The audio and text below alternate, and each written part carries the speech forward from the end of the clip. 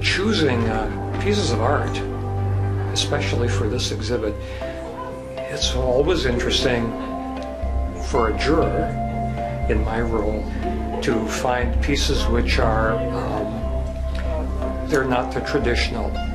Maybe they're thinking out of the box a little bit. The piece behind me is quite an eye catcher, and in putting together an exhibit, I think it's always fun to include pieces like this for visitors, young and old, whether you're a child or an old-timer. Everyone can get something out of a piece like this. It's fascinating. It's also interesting to look at the materials used, how they're assembled.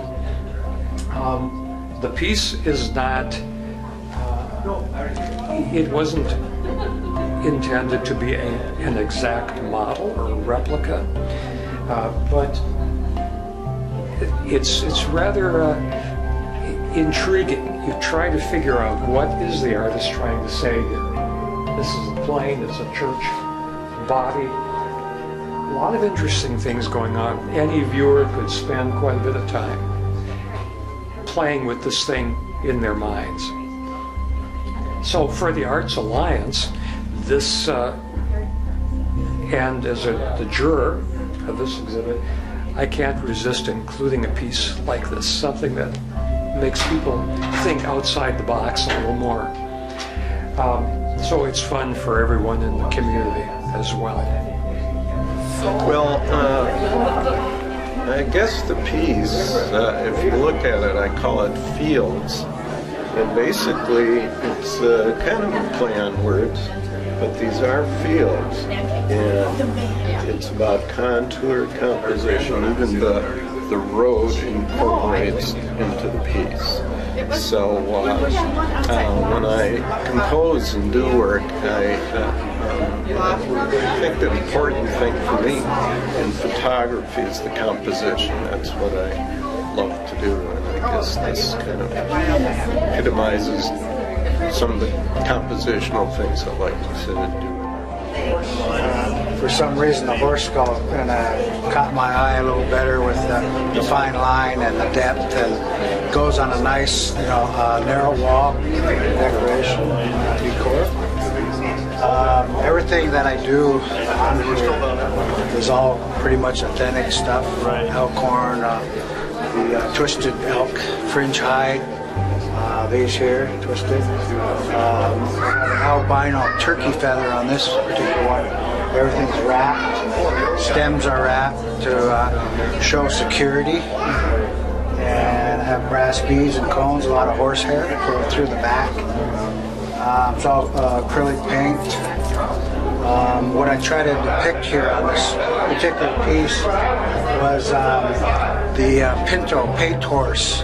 You can see the browns and things like that. Okay, this painting is actually from a quick paint painting competition, a plein air painting competition. 2 hours to complete a painting. And I just saw the sun creating these nice abstract patterns on this. I already like the building just from the different shapes coming closer and going away. So real quickly had to establish the lights and darks and the shadow contrast. So I was drawn to the asymmetrical patterning on this nice peeling paint. So I like the architectural subjects that aren't real symmetrical. This is a watercolor, and I've gone to see the swan at the Monticello area where they are being fed, and just have been very fascinated with the clusters. And I just took a lot of different pictures just for the fun of it, but when I got home I realized, well, maybe there's a painting in there somewhere. It was an interesting project to also try and make it more than just an abstract kind of thing, but the real swan situation that you see, and making sure I kept track of each one because they're all in there. This is a self-portrait of me. I did a series of self-portraits and I had a show of 30 years of all my self-portraits I've done. And since I spent the last 2.5 years doing trees, mostly birches with nudes emerging from the trees, I thought it would be fun as a self-portrait to tell what I have done in the last few years to put me coming out of the tree. So that's the reasoning on it.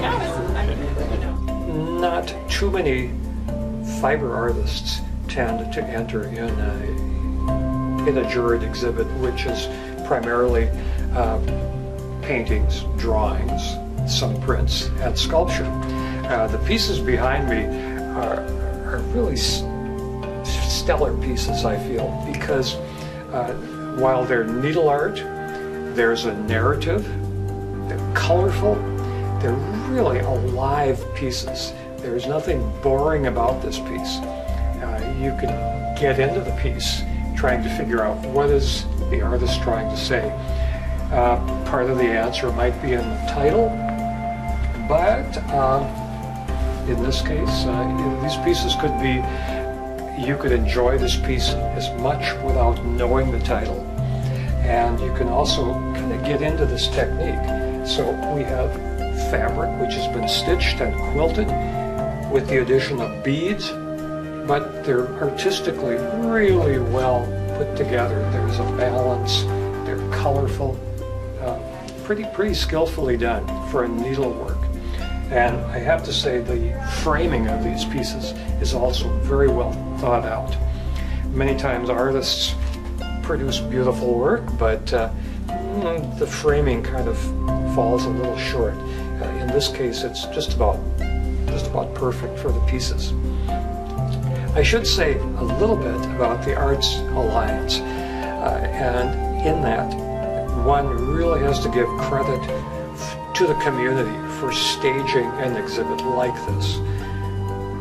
At first glance, one doesn't realize how much work goes into organizing, staging this piece, finding the artists to enter their pieces, submitting, going through a selection process, then actually physically getting the pieces here. In Minnesota, in January, February, that's not always such an easy thing to do. Then you hang the show, we go through the run of the show, and then all the pieces have to be returned to the artist. So my hat's off to the staff and all the people who put this exhibit together, and then the community who values and recognizes these artists as well as they do. That's really exceptional. Speaks well for Elk River, for Sherburne County, for Minnesota. So big thanks to the Arts Alliance.